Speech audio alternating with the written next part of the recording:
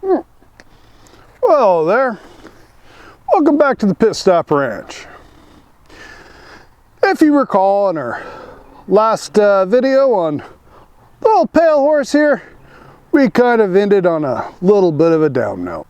We had went ahead and replaced a few of the ignition parts with some budget-minded options from eBay, because we'd already clearly did an adequate job of cleaning out the gas tank of the accumulation of varnish and rust and corruption. However, we didn't quite get the results we were looking for.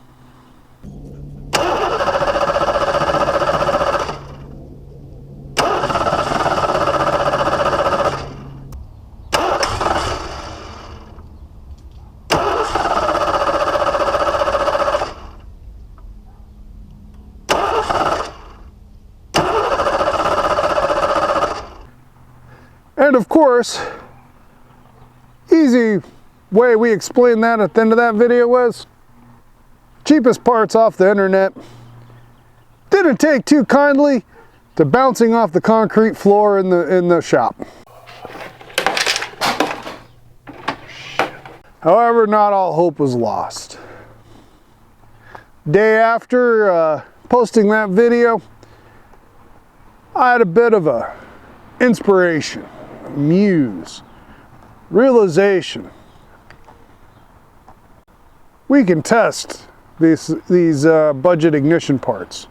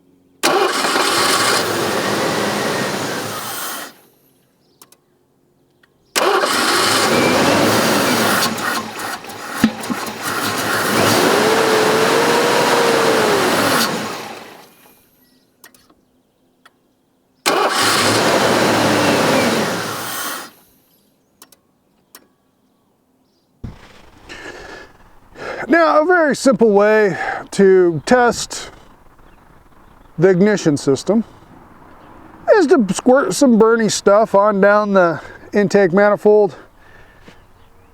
Give it a little spark of life, see what happens. Now, this test methodology, it does do a good job of proving you have sufficient compression, your timing is not too far off, you have enough ignition and airflow to support the operation of an internal combustion engine. It eliminates all the other possible reasons why the engine wouldn't run other than fuel source. Clearly, in spite of our best efforts to clean out the fuel system, we'd miss some. When we cleaned out the fuel tank, we went ahead and put in a new fuel pump because, you know, well, it's apart. And a new fuel sending unit and put it all back together. So clearly the fuel pump shouldn't be the problem. Well, clearly we must have missed some small amount. I bet you the solution of gasoline and a handful of fuel additives that we found in the car when we bought it, that's only got to be 15 years old. Obviously those did the trick and broke some of that varnish and the deep dark recesses of the old fuel tank in there that, you know, I bet you we're just getting residuals of that. Bad enough that we're plugging fuel filters. So let's go ahead and drop the tank and maybe see what we got.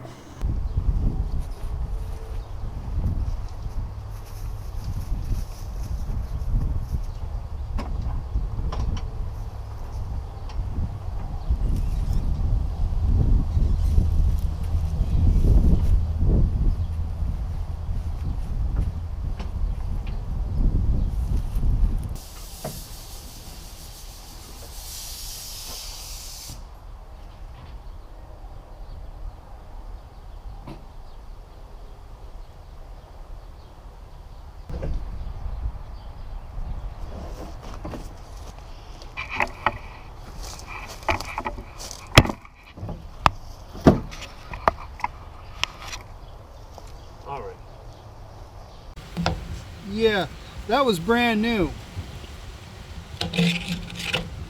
Is brand new, was brand new.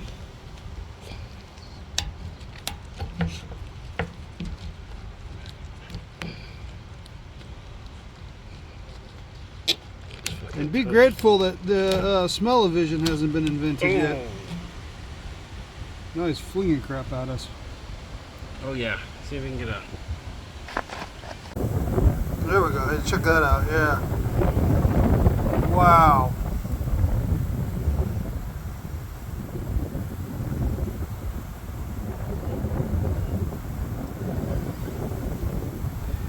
Yep. Oh well.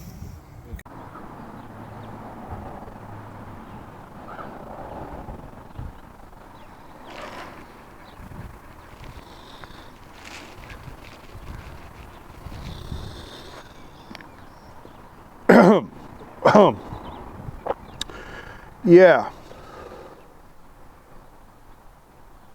A lot more stuff in there than we thought. Did we actually pressure wash this thing out? That's a mess. So what should we do now? Should we double down, go ahead and clean out clearly the last of this gunk out of this tank and stay on the penny-wise path that we've chosen to blaze? Or should we go ahead and cut our losses, bite the bullet, and replace the tank? And much to everyone's surprise, we chose to bite the bullet. I went ahead and bought a brand new tank from CJ Pony Parts. Fine folks were more than happy to go ahead and cut us a break and sell it to us at full price because, you know, who are we? And went ahead and put in a new sending unit and a brand new fuel pump. Even though we had already replaced those with other tank, we were not taking any chances that there were going to be any further contamination and goober up this one as badly as the other one was pretty horribly goobered up. So we pretty straightforward process. If you've done this before, you know exactly what you're doing. If you haven't done it before, it's pretty easy. It's just a quarter turn clip that holds both in, and you tap them in with a hammer and chisel, in this case here a large screwdriver, which as we all know, you tell everyone it's not a chisel, but we all use it that way. And of course the usual reinstallation, fighting with old hoses and quick disconnect connectors, or excuse me, quick connect connectors, which of course do connect relatively quickly. And it's a pretty straightforward reinstallation process. If anyone has any questions, I'll be more than happy to answer them. But it's your usual rustling around with a gas tank on a floor jack under a car that's haphazardly hung on a jack stand. Well, that proves it. Here at the Pit Stop Ranch, we will always do the right thing once we've tried everything else. That still leaves us the rest of the fuel system, because the fuel filter only stops so much. There's really fine stuff can get through there. Should do something about that before we button this thing up and call it a video. Let's go to contact. That came from somewhere else, man. Try it again. Okay, hold it. What? Oh, well, it definitely blew some shit out, but it blew, I can't tell.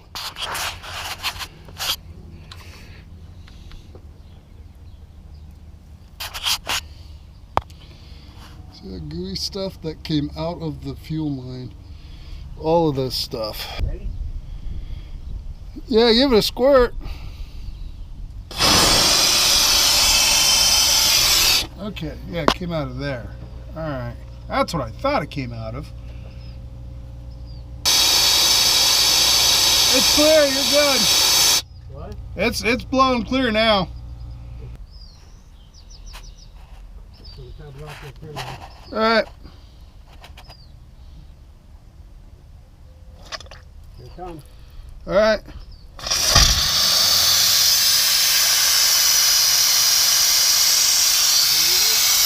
You're clear. Well, all the fuel lines are now all blown out. And we went ahead and took care of the rail itself.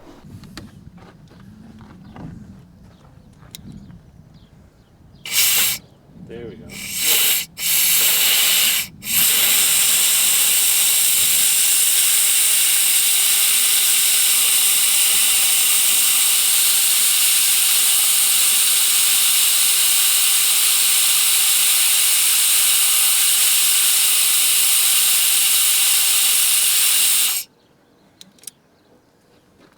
That means the only two places left where gunk could have accumulated and could be sitting causing us problems still are the utterly unimportant portions of the fuel system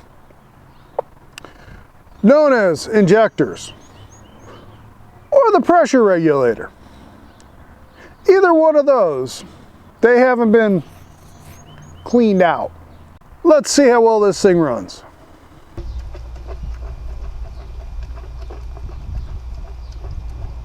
Contact. Contact.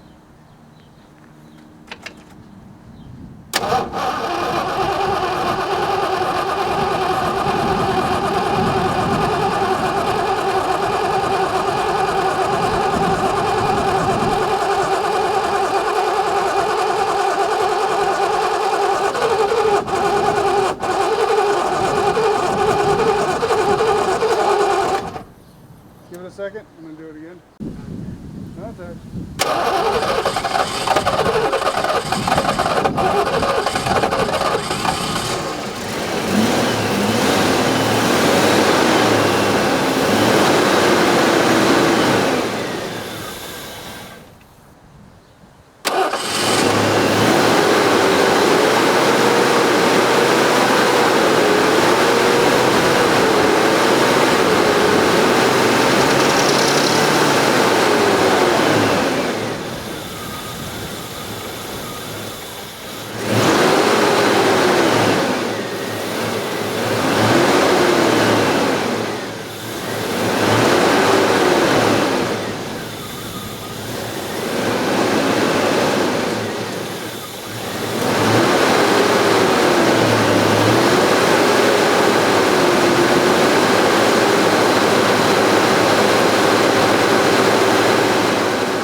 Okay, kind of the challenge at this point here is how much of this video do I show you? How much of this video do I leave in? It's here we are busy playing with it, but to be honest with you, it continues to run not because we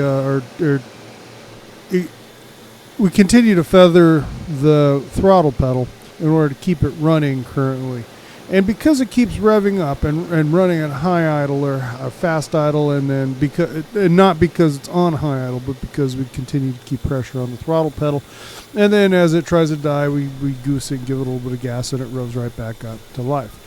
This is a completely flip of the symptoms we were dealing with before. So I think we in part might have taken care of our issue with fuel starvation, and now it's time to address probably what was wrong with the car to begin with.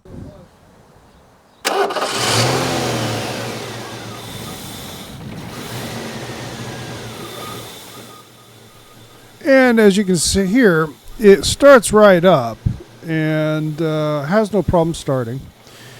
It's just it doesn't want to idle at all. It just wants to die. And so it's a matter of now figuring out what that is. Feel free to comment on your hypothesis. We have our theories, but it'll be interesting to see what the community says. I would call that a big improvement. Before, if you recall, we could fire it up and get it to run, kind of, for a little while. And a little off idle, it'd run pretty good. It idled rough, missed a lot, and then it would give it too much gas, it would bog out and die. And now, fire it off, and as long as you give it some gas, keep the throttle partially open, seems to run a good long time, much longer than it did before. However, as soon as you close the throttle, it dies. So, what should we here at the Pit Stop Ranch do next? So now we're more or less back to where we started when we did our first start. Please leave your comments below on what you think our current new problem with Pale Horse is. If you want to support what we're doing here at the Pit Stop Ranch, please hit the old like button. And if you haven't done so already, please subscribe. Really appreciate it. And until next time, have a varnish-tastic day.